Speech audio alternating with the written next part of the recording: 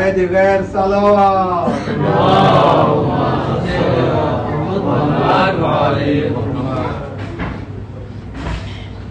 فاتحہ.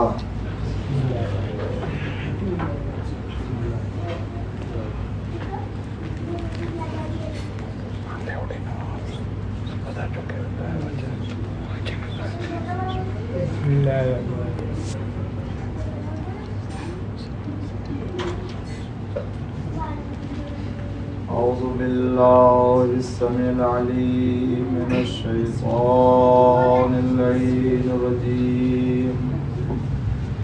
بسم الله الرحمن الرحيم. الحمد لله المعروف من غير رؤية، والخالق من غير منصبة. خلق الخلائق بقدرته واستعبد الأرباب بعزته، وساد العظماء بجوده.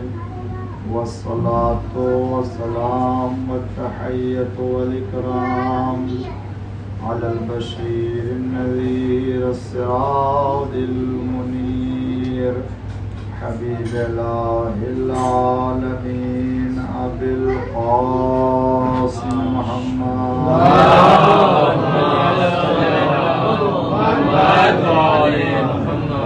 آله الطيبين الطاهرين المعصومين المظلومين المنتخبين المنتجبين الغر الميامين الذين أذهب الله عنهم الرجس وطهرهم تطهيرا.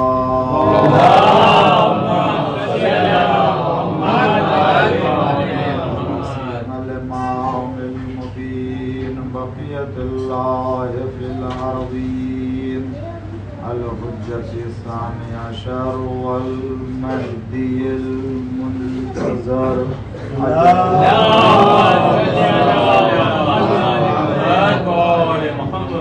اللهم لعن أول ظالم ظلم حق محمد وآل محمد، وآخر تابع له على ذلك. اللهم لعن العصابة التي جاهدت الحسين وشايعت وبايعت وتابعت على قتله. اللهم لعنهم جميعا. اللهم صل على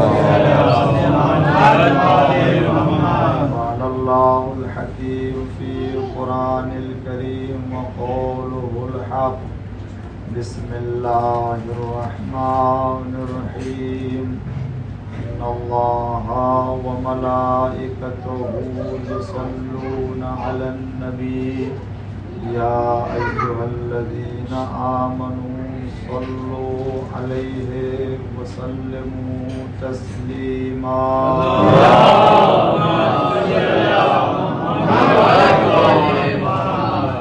سورہ احزاب کی آیت کریمہ ہے جو بچے کی زبان پر تلاوت ہوتی رہتی ہے، جس میں پروردگار عالم اپنے پیغمبر پر درود اور سلام کا ذکر کر رہا ہے. زیارت کی مجلس ہے جس کی مناسبت سے آیت کریمہ کا انتخاب کیا، اور اس آیت کے ضمن میں زیارت ہی سے متعلق اور درود سے متعلق باتیں آپ کی خدمت میں عرض کروں. ارشاد پروردگار ہے کہ بے شک ان اللہ و ملائکتہ، بے شک اللہ اور اس کے ملائکہ نبی پر درود بھیجتے ہیں، اور اے ایمان والو تم بھی ان کے اوپر درود بھیجو. یا ایھا الذین آمنوا، اے ایمان لانے والو، صلو علیہ، ان پر درود بھیجو، وسلموا، اور سلام کا نذرانہ پیش کرو، تسلیما،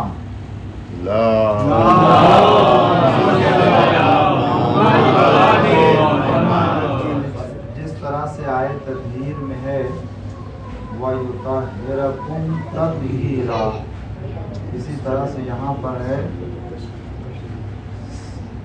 یا ایھا الذین آمنوا صلوا علیہ وسلموا تسلیما۔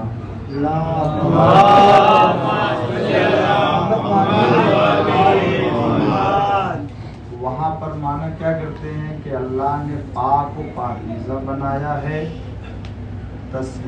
تطہیرہ جو پاک بنانے کا حق ہے۔ یہاں پر بھی یہ معنی کہ تم سلام بھیجو جو سلام بھیجنے کا حق ہے، یہ معنی ہوگا یہاں پر، اس لیے کہ تسلیمہ تطہیرہ یہ مفعول ہے اور تاکید کے لیے ہے، تو حق کے سلام اور جو حق کے درود ہے وہ پیغمبر پر بھیجو۔ اچھا، اللہ نے اس آیت میں پیغمبر کے اوپر درود اور سلام کو اتنا واضح اور آشکار کر دیا اور ایسا پیغام دیا ہے مومنین کو کہ مومنین سوائے درود و سلام بھیجنے کے کوئی اعتراض نہیں کر سکتا۔ کیوں نہیں کر سکتا؟ اس لیے نہیں کر سکتا کہ اللہ نے پہلے خود ہی اپنے کا ذکر کر دیا، ان اللہ، بے شک اللہ درود بھیجتا ہے اور اس کے فرشتے بھیجتے ہیں، تو جس کام میں اللہ شریک ہو جائے اس میں کون اعتراض کر سکتا؟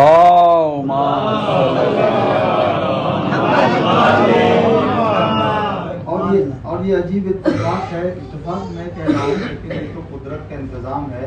اللہ جس طرح سے آل محمد کا اہتمام کیا قرآن میں، وہ کسی کا اہتمام نہیں کیا ہے، اور اسی لیے کسی بزرگ نے ذکر کیا اور روایت میں بھی ہے، روایت کا مفہوم بھی ہے یہ، پورا قرآن آل محمد کی داستان اور آل محمد کا قصیدہ پڑھتا ہے پورا، یعنی کوئی آیت شروع سے لے کے آخر تک کوئی ایک آیت ایسی نہیں ہے جو آل محمد کے لیے نہ ہو۔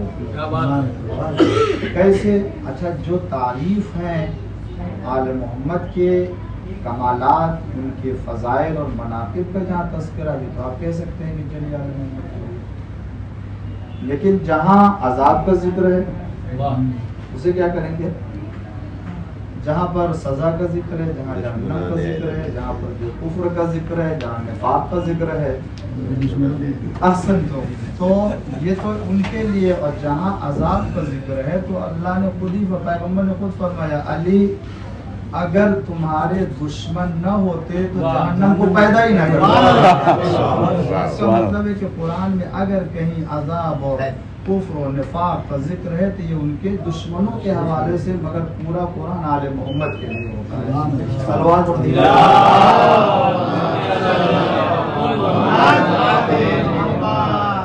اچھا، اس آیت میں پروردگار عالم نے اپنا نام لے کر کے، ان اللہ، بے شک اللہ اور اس کے ملک اور اس کے فرشتے درود بھیجتے ہیں، یہاں شامل کیا۔ بات میں ذکر کر رہا تھا کہ آل محمد کی جب ہوتی ہے تو اللہ یہ اہتمام کرتا ہے، اور آیت تطہیر میں بھی یہی شان اختیار کی پروردگار نے، انما یرید اللہ، بے شک اللہ نے ارادہ کیا ہے، کسی اور کا ارادہ نہیں ہے۔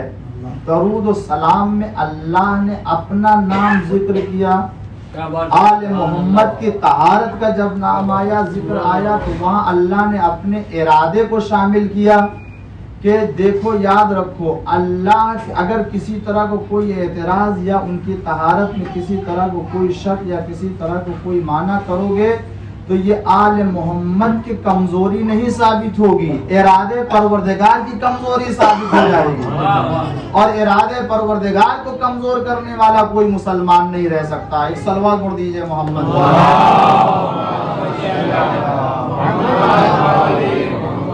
وہاں ارادے پروردگار ہے، یہاں خود خداوند عالم اس عمل میں درود کو شامل ہے۔ حضور اکرم صلی اللہ علیہ وسلم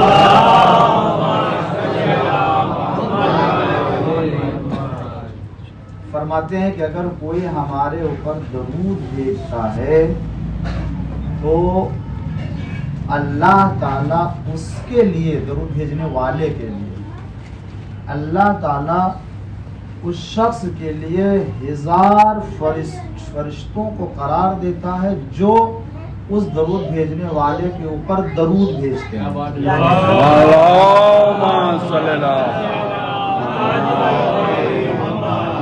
فضیلت درود کا، اور جو رسول اللہ، اچھا خدا صلوات بھیجتا ہے اور ملک بھیجتے ہیں اور مومنین، تو جو ہم کہتے ہیں وہی خدا بھی کہتا ہے۔ ہم کہتے ہیں اللہم صلی علی محمد، خدا ان عالم کیا کہتا ہے؟ نہیں، اس کا مطلب یہ ہوا کہ خدا اگر درود بھیجتا ہو، بھیجتا ہے، وہ تو وہی ہے، قرآن ملائکہ بھی، تو اس کا کیا ہے درود؟ اس کو کیسے بھیجنا؟ اللہ کی طرف سے درود بھیجنے کا مطلب اس کی رحمت نازل ہوتی ہے۔ سبحان اللہ، سبحان اللہ۔ ملائکہ کی طرف سے اگر درود کا ذکر ہے تو ملائکہ ان کے لیے خدا کی بارگاہ میں دعا کرتے ہیں، اور مومنین بھی درود بھیج کے خود ان کے لیے دعا کرتے ہیں، اور خود ان کے نام اعمال میں بھی اجر و ثواب کا اضافہ ہوتا ہے۔ تو اب پیغمبر نے فرمایا کہ میرے اوپر جو درود بھیجتا ہے اس کے اوپر 1000 فرشتے درود بھیجتے ہیں۔ مسلمان آج یہی طے نہیں کر پایا کہ علی کو علیہ السلام کہے یا نہیں۔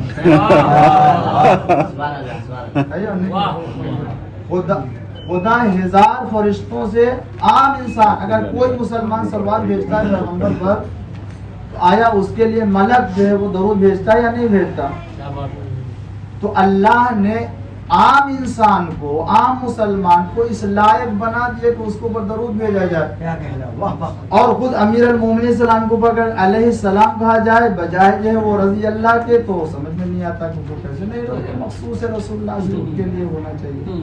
یا ہندوستان میں جو ہے ایک زمانے میں مسلمانوں کی حکومت ہوا کرتی تھی، مسلمان برائے نام کے، اگر مسلمان ہوتے واقعی تو آج ہندوستان کچھ اور ہی ہوتا۔ تو بہرحال تو کسی بادشاہ کے زمانے میں کسی نے جو ہے وہ حضرت علی علیہ السلام کرم اللہ وجہہ کے بجائے جو علیہ السلام کہہ دیا۔ اب وہ جو علماء تھے یہاں پر چین میں گوئیاں کہ وہ تو مخصوص ہے رسول اللہ کے لیے، یہ کیسے ہو سکتا ہے؟ اب وہ بادشاہ بھی نے کہا کہ ٹھیک ہے علماء بلا لیے جائے، ہونا چاہیے نہیں ہونا چاہیے۔ تو جتنے بھی علماء تھے سب جمع ہو، یہاں کے حالات بہت بڑے جو ہے وہ تکلیف دے رہے ہیں ہندوستان میں۔ اسی ہندوستان آگرہ شہر میں جو کتاب مجالس المومنین یا جو صواعق المحرقہ اور اسی طریقے سے اور جو کتابیں معرفت العرا کتابیں جو آئی ہیں اہل سنت کے اعتراض کے جواب میں، وہ پورے ہندوستان سے لکھی گئی ہیں بہت سی کتابیں، جس کو ہم لوگ جانتے ہیں قاضی نور اللہ شستری کے نام سے، آگرہ میں جن کا مزار ہے۔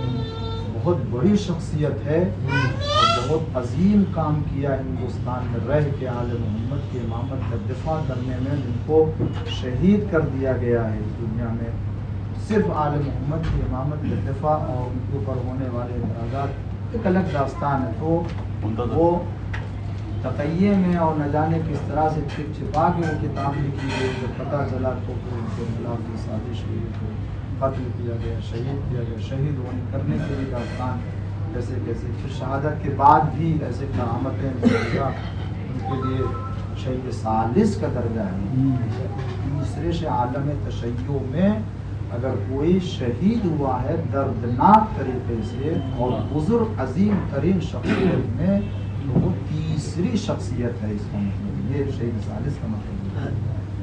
تو کہنے کا مطلب کہ بہت ایسے حالات تھے، تو یہاں یہ بحث اڑ گئی کہ آیا کرم اللہ وجہ کہنا چاہیے یا کہ علیہ السلام کہہ سکتے ہیں۔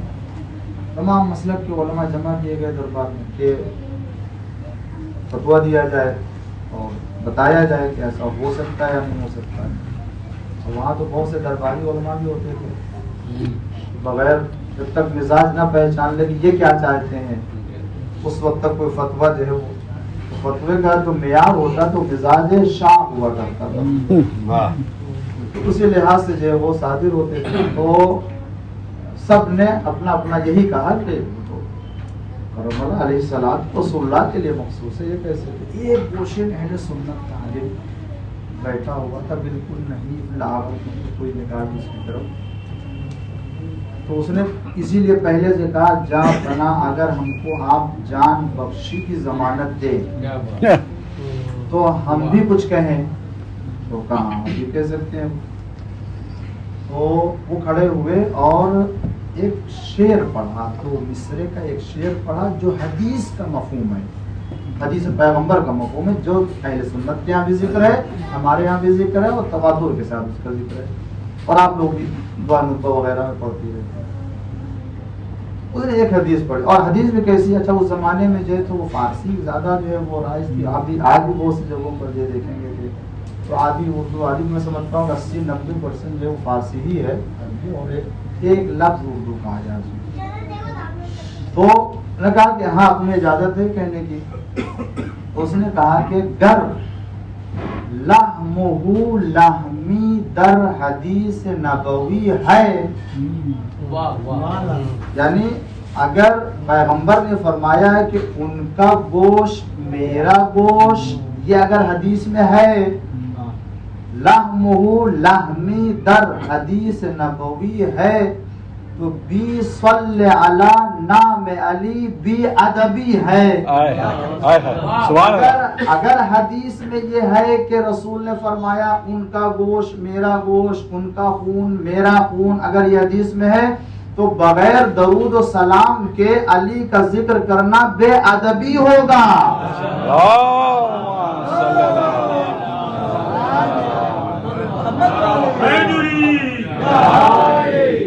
تو حدیث میں ہے، تو جب کیسے ہوتا ہے ایک ٹکڑے کو جو ہے علیہ الصلوۃ والسلام اور دوسرے ٹکڑے کو جو ہے وہ کرم اللہ وجہ کرنا، اچھا اس میں بھی تو کہنے کا مطلب ہے کہ اللہ نے جو اہتمام آل محمد کے لیے قرآن کریم میں کی، کسی یہی آیت جس کو ہم آیت صلوات پڑھتے ہیں اور ان اللہ ملائکۃ یصلون سے، تو امام ہمارے آپ کے 8ویں امام، امام علی رضا علیہ السلام،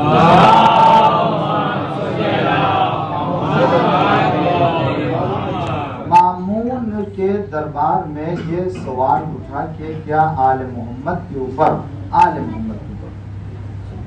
درود کا ذکر قرآن میں ہے؟ لوگوں نے تو آیتیں پڑھی اور یہ آیت بھی پڑھی، ان اللہ ملائکۃ یصلون علی النبی یا ایھا الذین آمنوا صلوا علیہ وسلموا تسلیما۔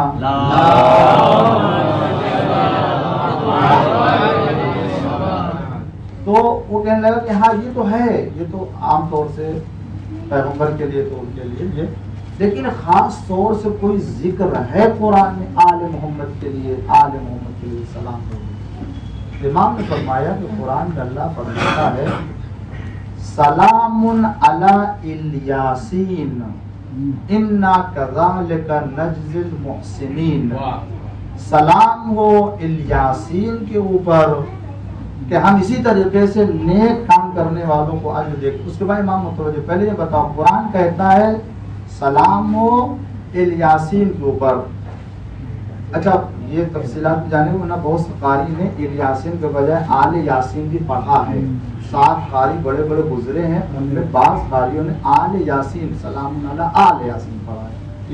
پیغمبر نے امام نے پوچھا یہ بتاؤ کہ یاسین کس کا لقب ہے؟ بھائی تو رسول اللہ کا لقب ہے، سب کا اتفاق ہے، اس میں کوئی شک ہی نہیں ہے یہ ان کا ہے، اور اللہ کہہ رہا سلام ہو الیاسین کو اوپر کا، یہ الیاسین آل یاسین ہے، تو جب یاسین پیغمبر ہیں تو ان کے آل اہل بیت ہیں، تو جس شان سے اللہ نے آل محمد پر درود کا ذکر کیا قرآن میں، فرمایا امام نے فرمایا خدا نے کسی نبی کے لیے یہ ذکر نہیں کیا ہے، کسی نبی کے آل کے لیے نہیں۔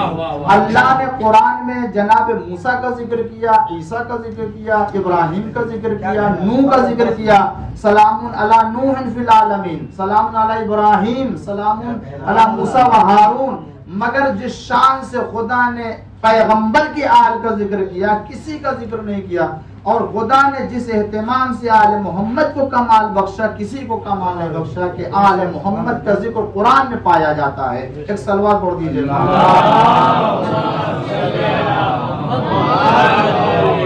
تو ہم اگر آل محمد علیہ السلام کی بارگاہ میں جا کے زیارت کا نذرانہ پیش کرتے ہیں، سلام کرتے ہیں، تو یہ بھی ہمارے قرآن سے ثابت ہے، پیغمبر کی سیرت سے، پیغمبر کے قول سے، قرآن کریم کی آیت سے۔ اور اسی لیے تمام زیارتوں میں، وہ بھی زیارتوں میں بھی جو عظمت اور جو منزلت سرکار سید الشہداء حضرت امام حسین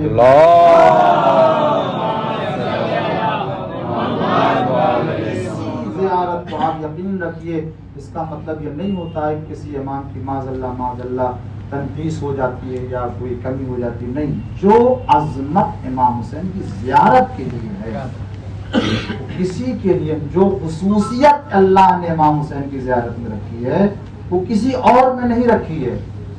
میں ایک دو مثال پیش کروں قرآن سے ہی، اور امام حسین کی زیارت کی عظمت آپ کے سامنے لائے۔ پہلے مقدمے کے طور سے یہ بات عرض کروں کہ دیکھیں قرآن میں ہے، قرآن میں اس کے پہلے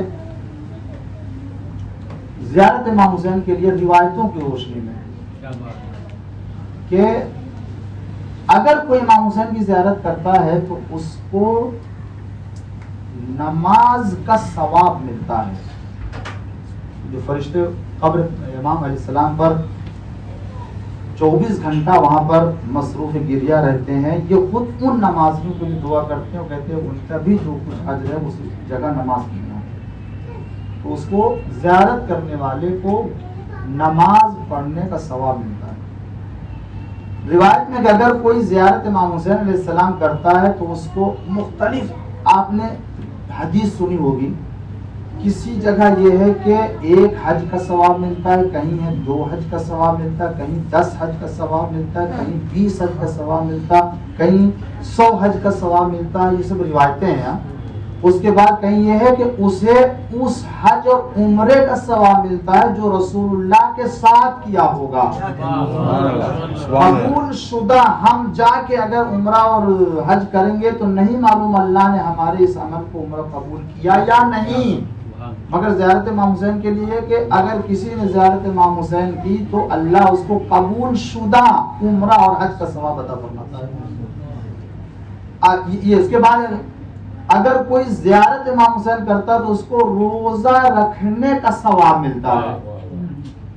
روایت میں اگر کوئی زیارت امام حسین کرتا ہے تو اس کو صدقہ دینے کا ثواب ملتا ہے۔ اگر کوئی زیارت امام حسین کرتا ہے تو اس کو راہ خدا میں جہاد کرنے کا ثواب مل جاتا ہے۔ اگر کوئی زیارت امام حسین علیہ السلام کرتا ہے تو راہ خدا میں انفاق کا ثواب ملتا ہے۔ اگر کوئی زیارت امام حسین علیہ السلام کرتا ہے تو اس کو صلہ رحم کرنے کا بھی ثواب مل جاتا ہے۔ اب میں آپ کی خدمت میں عرض کروں، دنیا میں چاہے وہ مادیات ہو چاہے وہ روحانیات ہو، کہیں کسی جگہ اس کا اثر دوسری جگہ نہیں ہوتا ہے۔ خصوصیتیں جس چیز کے لیے قرار دی گئی اسی میں ہے۔ دنیا کی نعمتوں میں آ جائیے، جو انار میں خاصیت پائی جاتی ہے وہ امرود میں ہے، جو امرود میں ہے وہ اللہ نے سیب میں، جو سیب میں ہے اس میں نہیں۔ جتنی بھی نعمتیں اللہ نے ہر ایک کے لیے جو خصوصیت جو خاصیت رکھی اسی کے اندر رکھی ہے اللہ نے۔ یہ اس کے بعد آپ واجبات میں لے لیجیے، جتنے بھی اعمال چاہے مستحب عمل ہو یا واجب عمل ہو، اگر کوئی واجب عمل ہے تو ایسا نہیں ہے کہ اگر آپ نماز پڑھیں تو روزے کا ثواب آپ کو مل جائے گا. یہ نہیں ہے ہم کو روزہ رکھنا ہے، روزہ رکھیں گے تو ہی روزے کا ثواب ملے گا. نماز واجب ہے، اگر واجب نماز ہم پڑھیں گے، مستحب نماز پڑھیں گے تو تبھی ہم کو اس کا ثواب ملے گا. حج کریں گے تو واجب نماز نہیں ادا ہوگا، نہ اس کا ثواب ملے گا.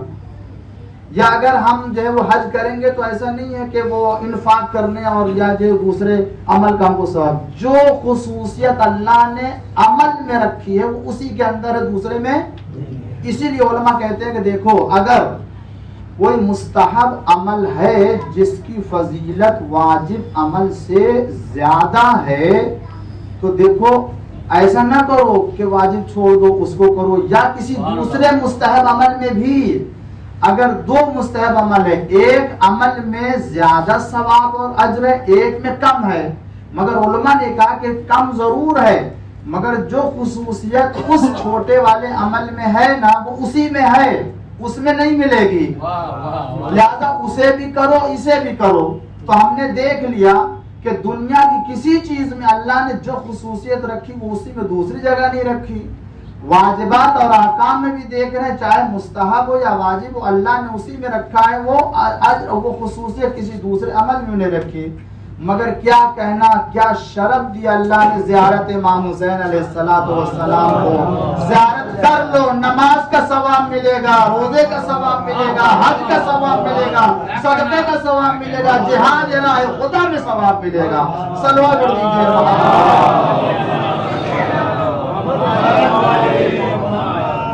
نہیں ہے زیارت امام حسین میں یہ خصوصیت اللہ نے صرف زیارت امام حسین پر رکھی ہے، کسی چیز میں یہ نہیں ہے کچھ. البتہ یہ ذہن میں رہے بہت سے لوگ ماہ رمضان کے آخری ہفتے میں جو جمعہ آتا ہے کہتے ہیں مولانا صاحب یہ 2 رکعت والی نماز پڑھ لیں گے تو 80 سال والی جو ہے وہ معاف ہو جائے گی. نہیں، یہ نماز ہے ہی نہیں بھائی، یہ کہاں سے آگے پتہ نہیں. یہ سب نمازیں جو ہے وہ بھی ہر سال ماہ رمضان کے آخر میں وہ نماز نکلتی ہے اور پھر سال بھر کے لیے چلی جاتی ہے. اور اس کے اوپر یہ میسج کر رہے ہیں وہ میسج کر رہے ہیں. بھائی یہ کیسے ہو سکتا ہے؟ آپ نماز اتنی چھوٹی ہے اور آپ 2 رکعت نماز پڑھ لیں اور اس کے بعد جتنے 80 سال کی آپ کی نماز ہے وہ سب ادا ہو جائے گی. یہ اسلام نہ ہو گیا، وہ چرچ ہو گیا. ہفتے بھر کرو جاؤ، اس کے بعد پھر پاک صاحب بالکل نہا لیا جائے. اسلام یہ نہیں ہے. اسلام نے حقوق معین کیے، فرائض معین کیے ہیں، واجبات معین کیے، اس کو اسی طریقے سے ادا کہ مر جانے کے بعد ہماری نمازیں واجب، بڑے بیٹے کے اوپر واجب اس کو ادا کرنا ہے. کسی نماز ہو گئی 2 رکعت نماز انسان پڑھ لے پھر بھی ہے ہی نہیں اس کے لیے. یہ لہذا شریعت دین لے آل محمد سے جو انہوں نے سکھایا. تو ایسا میں کہنے کا مطلب یہ نہیں ہے کہ امام حسین کی زیارت کر لی تو واجب نماز پڑھنے کی ضرورت نہیں، یا امام حسین علیہ السلام کی زیارت پڑھ لی تو دوسرے عمل خیر کرنے کا ضرورت نہیں. اللہ نے فضیلت رکھی ہے زیارت امام حسین میں، جو ثواب وہ ملے گا اس میں آپ کو اس میں ثواب مل جائے گا. لہذا یہ شرط بتانا واقعا اللہ عطا فرماتا ہے اس میں. اور اسی لیے روایت میں ہے کہ اگر کوئی ارادہ کرتا ہے زیارت امام حسین، صرف ارادہ نیت کیا، ادھر قصد کیا امام حسین علیہ السلام کی زیارت کا، اللہ تعالیٰ اس کو فرشتوں کے حوالے کر دیتا ہے اور فرشتے اس کے لیے استغفار کرنا شروع کر دیتے ہیں. سبحان اللہ. صرف ارادہ کیا ہے تو اس میں کہ میں امام حسین کی زیارت کی. کیا کہنا اگر ہم واقعا اس وقت ارادہ کر لیں اربعین میں جانے کے لیے، چاہے موقع ملے نہ ملے، جا سکیں نہ جا سکیں، زیارت امام حسین علیہ السلام کا قصد کر لینا اللہ تعالیٰ اسی وقت سے اہتمام کر دیتا ہے. اور اس کے بعد جب وہ پہلا قدم اٹھاتا ہے تو اللہ اس کے سارے گناہ معاف کر دیتا ہے، سارے گناہ معاف کر دیتا ہے. اور اگر دوسرا قدم اٹھاتا تو اللہ اس کی نیکیوں کو 2 برابر کر دیتا ہے. تیسرا قدم اٹھاتا اللہ اس کے اوپر جنت واجب کر دیتا ہے، اللہ جنت واجب کر دیتا ہے. اسی طرح سے یہ قدم بڑھاتا ہے. یہ تو ارادہ کی. اس کے بعد جب انسان زیارت کے اسباب فراہم کرتا ہے، اہتمام کرتا ہے، زیارت پہ جانا ہے، یہ کرنا ہے، وہ کرنا ہے، یہ لینا وہ لینا، اکٹھا کرتا ہے اور ظاہر کرنا بھی ہی چاہیے. دعاؤں کی کتاب لے جائے، موبائل میں ایسے ایسے جو کتابیں ڈاؤن لوڈ کر لے دعاؤں کی، وہاں جا کے ورد کرے، قرآن کا بھی اہتمام ہوگا۔ اس کے علاوہ لباس ہے، دیگر ضرورت کی چیزیں ہیں، یہ سب اہتمام کرتا ہے۔ اس اہتمام کو بھی خدا نے زیارت میں محروم نہیں رکھا ہے۔ فرماتے کہ اگر کوئی اہتمام کرتا ہے، اسباب فراہم کرتا ہے، تو اہل آسمان اسے دیکھ کے خوش ہوتے ہیں۔ آسمان یہ امام حسین کی زیارت کے لیے کتنا اہتمام کر رہے ہیں۔ اور اس کے بعد روایت میں ہے کہ اگر کوئی ایک درہم بھی زیارت امام حسین علیہ السلام کے لیے خرچ کرتا ہے، اللہ کوہ احد کے برابر اسے نیکی عطا کرتا ہے۔ پہاڑ جو احد کا پہاڑ ہے، اس پہاڑ کے برابر ایک درہم کے مقابل کتنا عمدہ ہو کہ ہم ہر سال ارادہ کریں زیارت امام، اس لیے کہ امام رضا غریب علیہ السلام نے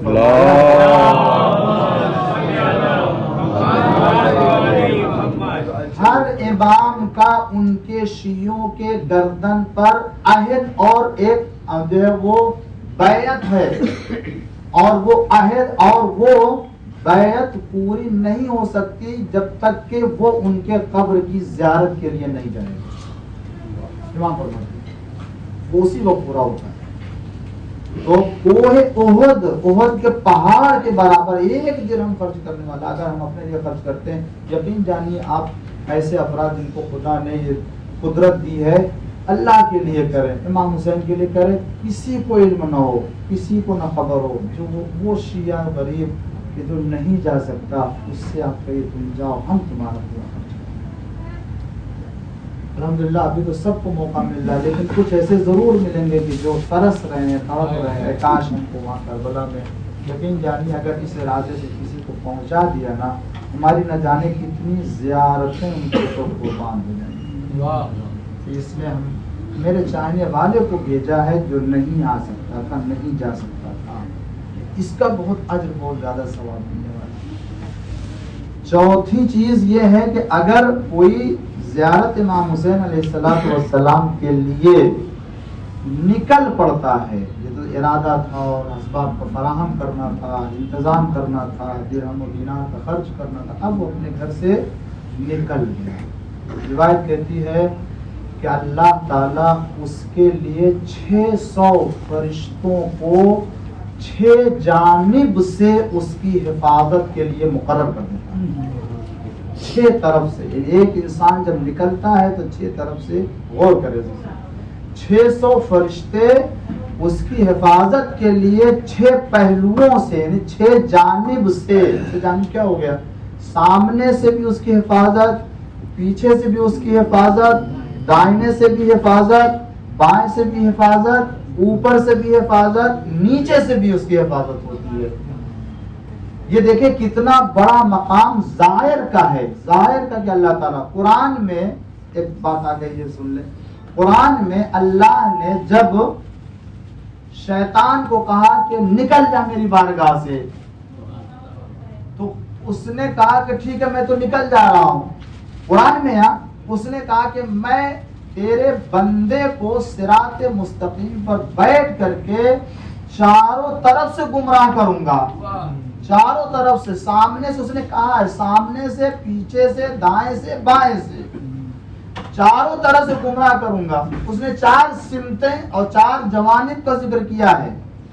تو کیا کہتے ہیں کہ ٹھیک ہے تو گمراہ کر دے گا، مگر اللہ تعالیٰ نے انتظام کیا ہے، اگر یہ بندہ میرا دعا کے لیے آسمان کی طرف ہاتھ اٹھا دے گا تو معاف کر دوں گا، اور اگر اپنی پیشانی کو سجدے میں رکھ دیا تو معاف کر دوں گا۔ سبحان اللہ، سبحان اللہ۔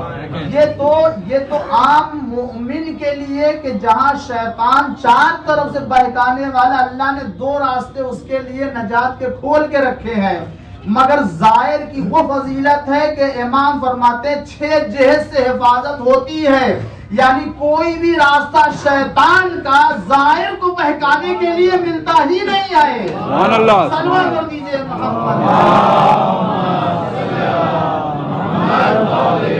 کوئی راستہ نہیں، 6 جہت سے حفاظت ملائکہ کر رہے ہیں، یہ ان کے لیے ہر 4 جانب تو وہی ہے، 6 جانب وہ راستہ کہ اگر احتمال ہے تو آ جائے، ادھر بھی فرشتوں کے ذریعے سے اس کی حفاظت ہوتی ہے۔ پروردگار عالم نے یہ شرف رکھا ہے۔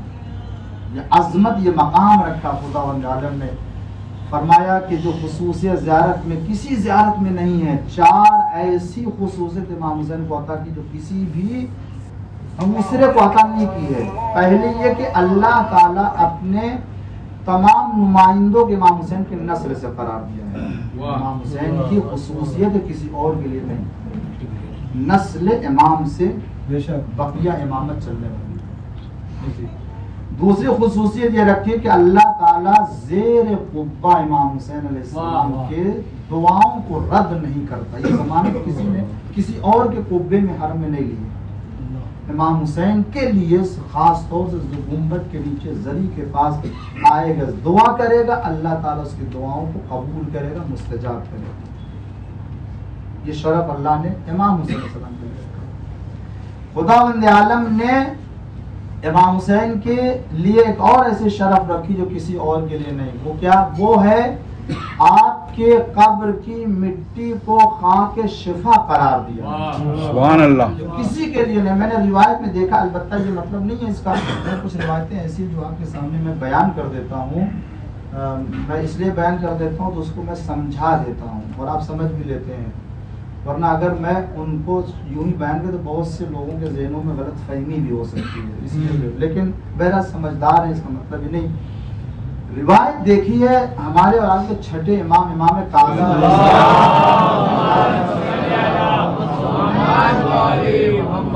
کہ جب آپ کا آخری وقت تھا تو آپ نے وصیت کو فرمایا، اس وقت خبردار میرے قبر کی مٹی نہ کھانا.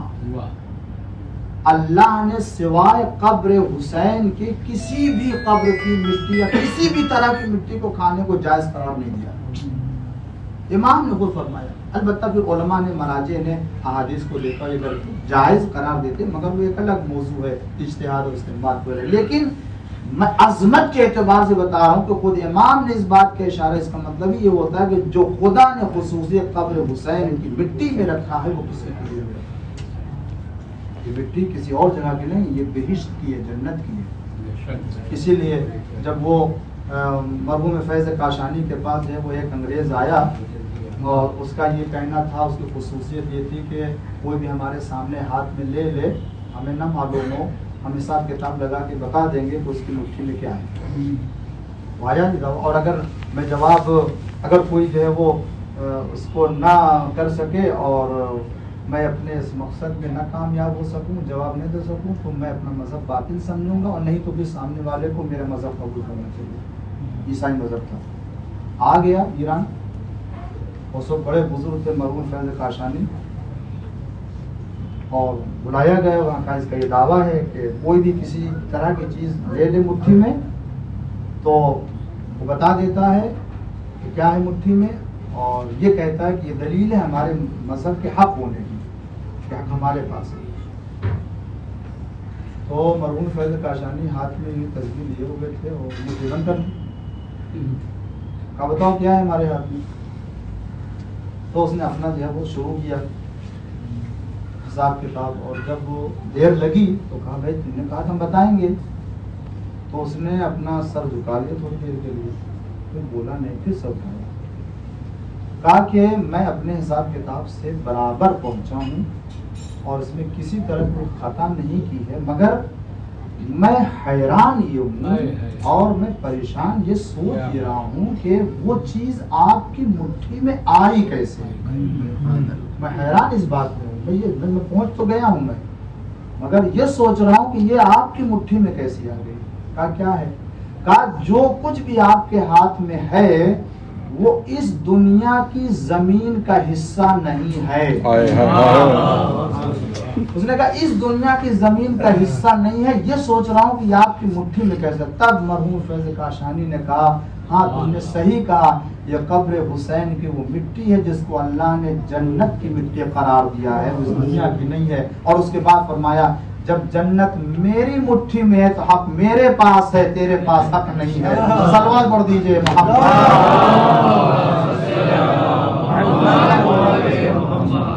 حسین علیہ السلام کی بارگاہ بہت عظیم ہے، بہت عظیم ہے. زیارت امام حسین عزاداری امام حسین علیہ السلام، امام جعفر صادق علیہ السلام،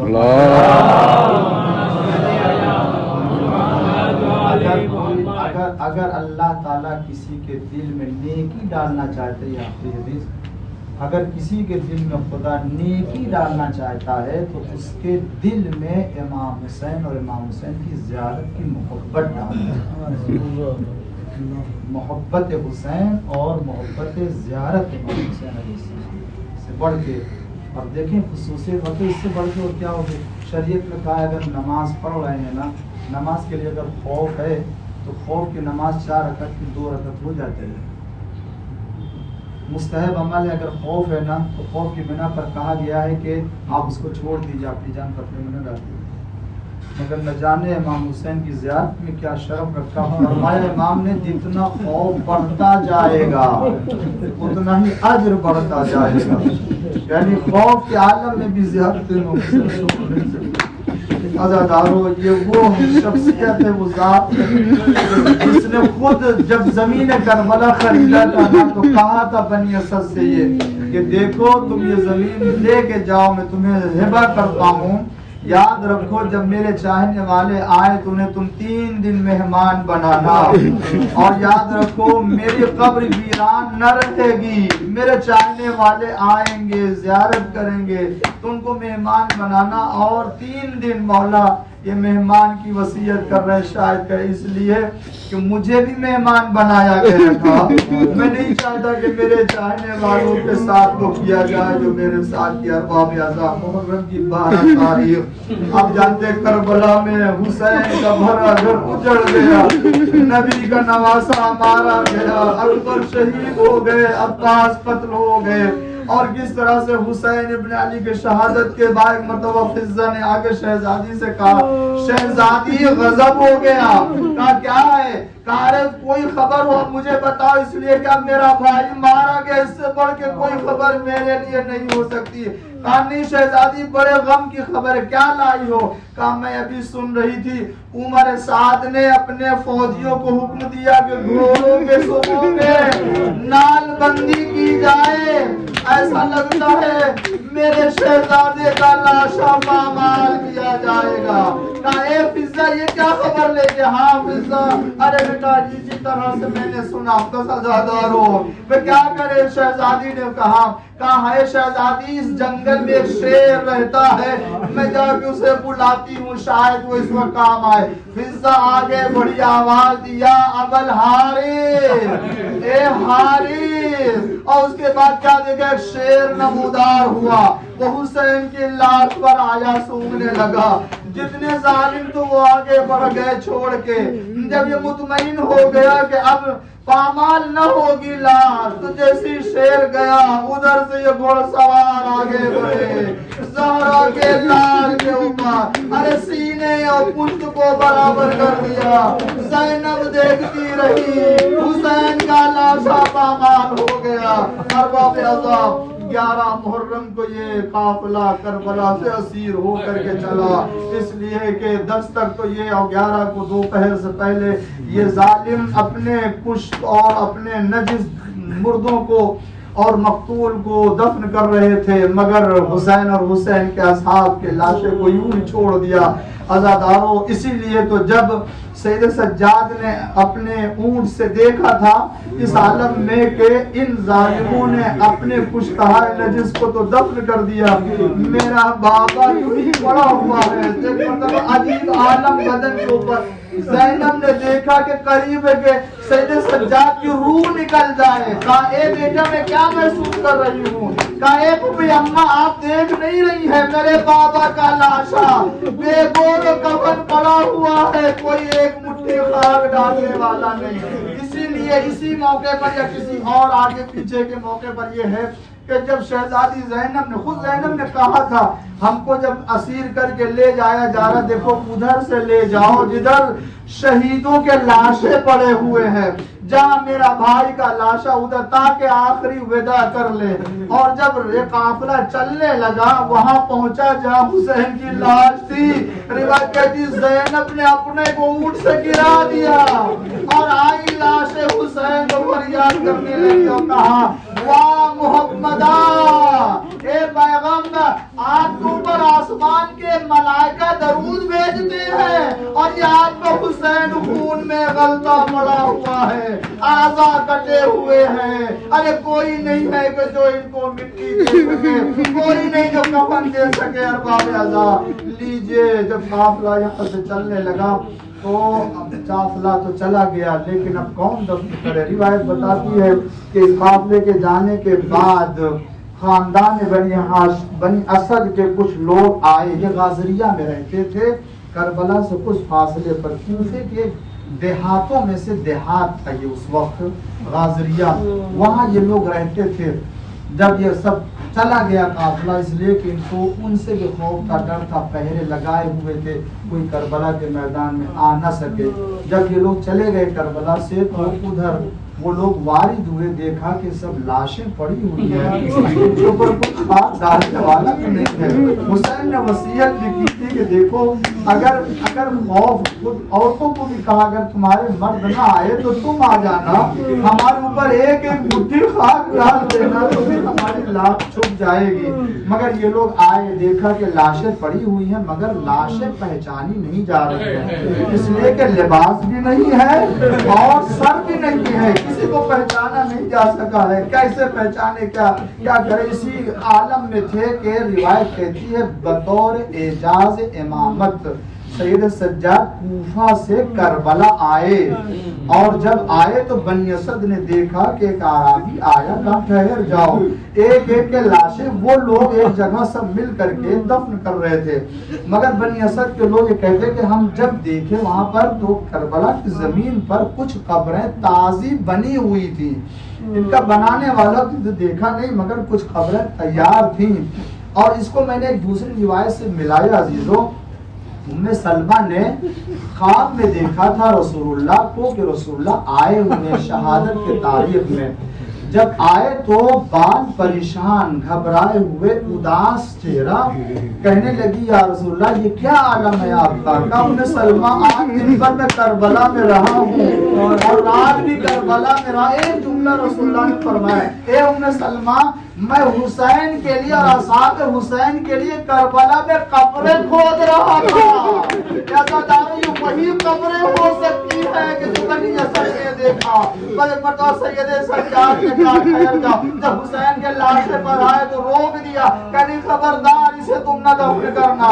एक मर्तबा सैयद सज्जाद ने तो चटाई ली, लेने के बाद बाबा की लाश को रखा, उठा करके खुद बनफ्स नबी अपने हाथों से कब्र पे उतारा और लिखा हाजा कब्र हुसैन इब्ने अली।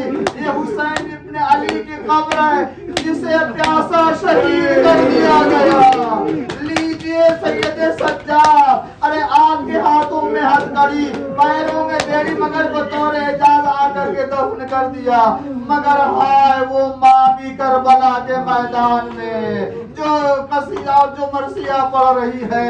अरे मेरा बच्चा है बेगुनाह, ए जालिम मेरा बच्चा बेगुनाह। लीजिए कब्र में दफन कर दिया।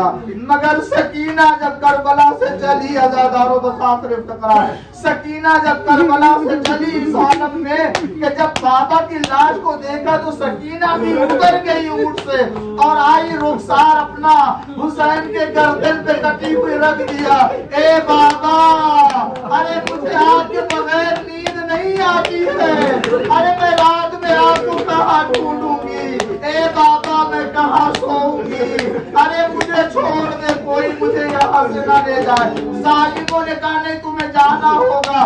जब जिद किया तो सकीना ने आखिरी विदा किया, ए बाबा अगर मेरे अख्तियार में होता तो मैं आपके पास हमेशा रह जाती, मगर नंगी पुश्त पर सकीना को रखा गया। और जब सकीना न रही अकेले और कहा लोगों ने कि देखो ये बच्ची छोटी है, अकेले न रह सकेगी। शिमरे मलू ने अलग से लेकर के ऊंट आया, कहा कैसे न रहेगी। अज़ादारों को सुन लीजिए, इधर सकीना को उठाया, नंगी पुश्त पर लिटाया और एक रस्सी ली और सकीना को उसी पुश्त नाका से बांध दिया गया। सकीना चिल्ला रही थी, ए सैयदे سجاد ارے مجھے اتار لو، اے سید سجاد ارے مجھے اتار لیجیے، مگر سکینہ فریاد کرتی رہی، کوئی سننے والا نہ رہا۔ سیعلمون الذین ينقلبون